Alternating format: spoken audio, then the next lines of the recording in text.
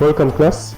This is ATD Level 2 Principles of Management, December 2021 paper, and we'll be answering this for revision purposes, just to help you in your revision purposes.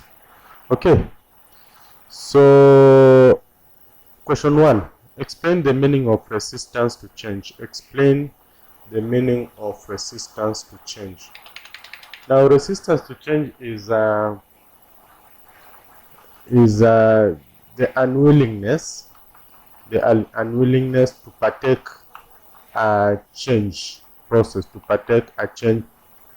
process. Now, this change is the new way or the new order, the new way of doing things, that has come to replace the old way of doing things. So there's a way we used to do things, and now we want to change over, we want to transition, we want to adapt. So if we're talking about adopting the new ways of doing things, or want to transition to new ways of doing things, or to transform to a new way of doing things, or we can also talk of develop from the old way to a new way, then we talk about change. Now, if the participants or people involved in the change process are unwilling to embrace that change, are unwilling to adopt the new way of doing things, then we talk of resistance to change. So resistance to change is the unwillingness to adopt to the new way of doing things. That should be able to give you the 2 marks. Question 1A2. Analyze four approaches that management might take to overcome resistance to change at the workplace. 4 approaches that management might take to overcome resistance to change at the workplace. Now, there are quite a number of reasons that might lead to resistance to change at the workplace. And I think if you are a keen follower of most of these are questions that we are answering, there's a question that we did on that. Actually, so many questions that we did on that. So I'll not go into the reasons for resistance to change. I'll go straight on to the point on the approaches that management might take to overcome resistance. The first obvious one is training and capacity building. This is very important, especially for those ones who are uncertain if they will adopt to the new way of doing things. Normally, changes comes in with the new way of doing things. So people are kind of are hesitant, and they don't know the future. Will we be able to adopt? Will we be able to learn the new way of doing things?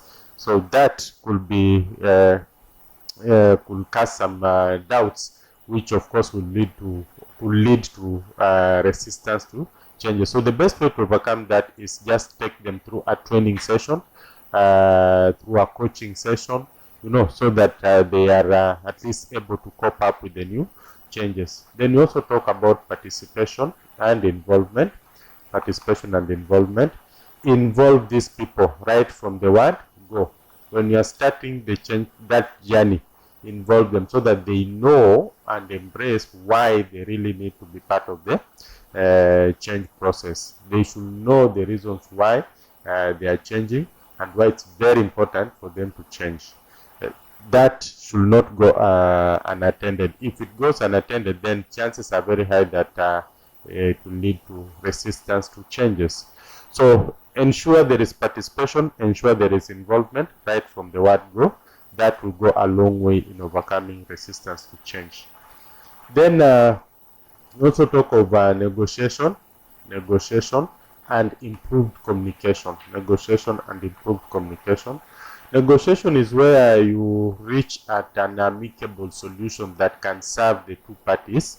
We talk of a win-win anytime we talk about negotiation.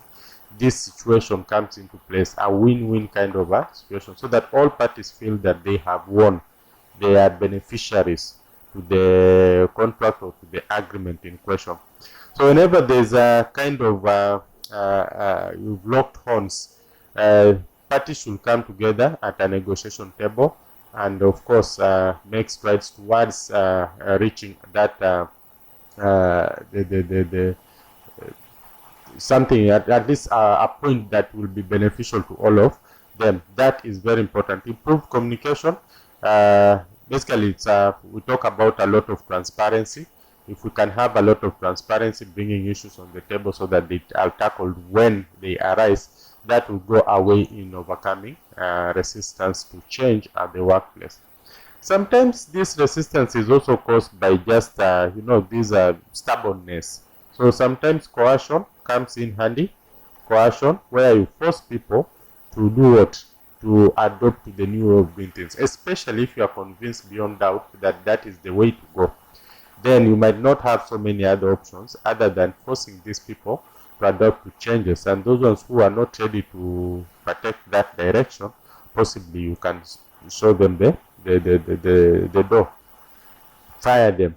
So coercion can also be a way, and in fact most people sometimes when they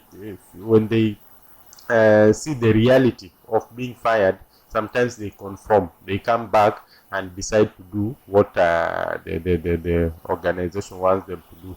So it is also one of the options that we can that the management can take to overcome resistance to changes. Then we can also talk of just motivation, and this is one of the approaches the management might take. And the motivation might come in different ways. In this case, for example, we can create the short-term wins. We have the short-term wins. Targets are set clearly, responsibilities well set, so that anytime somebody achieves a certain target, then there is a reward that comes with that.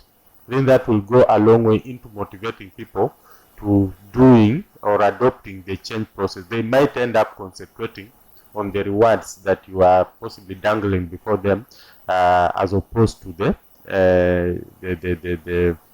issues that come with the change. So you can motivate them by rewarding them, giving them some rewards, clear targets, and then improving on working on their morale, so that they can have that power or the drive in them to basically pursue the changes that you are introducing. And of course, we can also talk of leadership, and here what should be outstanding is a change agent. Use of a change agent who is experienced in matters to do with change. It's very key, because a change agent who is experienced will always start by planning, and planning is one of the very important approaches when we talk about change management. Who to do what, where, when, how, and why. If the change agent can do all this and basically influence people towards believing him, then that can go a long way in overcoming resistance. So you can make use of change agents. You can make use of teams. Teams are also good when we talk about leadership, and of course this is one of the tools that the change agent has in place to ensure that people possibly go the direction that he or she wants. We also talk of facilitation and support. Can you give people the right tools to do the job? This is very important, because sometimes there's a resistance to change because they don't have the right tools, they don't have the necessary requirements or necessary resources or equipments to enable them do the job. So facilitate them, give them everything that they need, give them the right powers to handle the jobs that you want them to handle. And perhaps you might also want to make use of technology that can make their work even easier. The moment they see that they are improving, they are coming from these maybe the old way or the bad way of doing things to a better way of doing things, then it becomes very easy to convince them. Then we also talk of vision. Share with them the vision. The vision should be very clear, the vision of the organization, and not just the vision of the organization. Share with them how that change is going to impact on their lives. how the change is going to impact on their lives. The truth is that we're all human beings and we want benefits to come our way. So if you can convince them on how it's going to impact on their lives, then that is could be a plus. And I will take an example of our KRA, which is introducing teams. And when you check clearly how they are introducing this, because these are change, when they are going about the business of introducing this, they try to bring out the benefits to the businesses, not to them. But well, we know that the benefits are far much applicable to them than to the businesses, but they will try always to make it look that it is the businesses that are benefiting, so that once the businesses are convinced that indeed there is a way we are benefiting from this, it becomes very easy for them to adopt that particular change. So these are just some of the approaches. There could be so many approaches. Let's work with this. Just pick any 4. These are more than 4. Then the next question, suggest 5 measures. Suggest 5 measures that a manager could take to achieve effective coordination. Now, coordination is the smooth flow of work in an organization. Smooth flow of work. So if somebody asks you the measures that you can take to achieve effective coordination, number 1 is have a very effective structure. Have a very effective structure. This will go a long way in ensuring we have effective coordination, because the structure will show the position that different people occupy. It will show the responsibilities of these people at that position, that the respective positions they occupy, the accountabilities, the authority they have. The structure basically goes a long way in ensuring effective coordination. It helps people know what they are supposed to do, up to what extent, and who is supposed to pick up from there. That goes a long way in ensuring effective coordination. Then we also talk of sound planning. There must be a sound planning. And this sound planning, especially when we talk about the staffing function, it goes all the way to job description, job analysis, job specification. These are very important things, especially when we are trying to understand what somebody should do and the requirements he needs to have to do a particular job, so that we should have that, the seamless transition from one the job that one person should do to the next job. Most of these jobs are a process. So unless we get the right person to place him in the right position and to do the right kind of job before he can pass it over to the next person, then chances are very high that we are going to break this process at some point.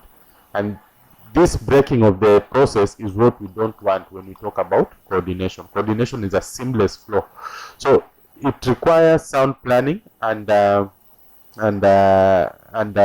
basically to ensure that at any given point in time, everybody is there to play his or her role to ensure that the process flows. Otherwise, if this person is not in, there's no communication, nobody knows whereabouts, nobody has a plan for somebody to replace him, then automatically the whole function of coordination comes to a standstill.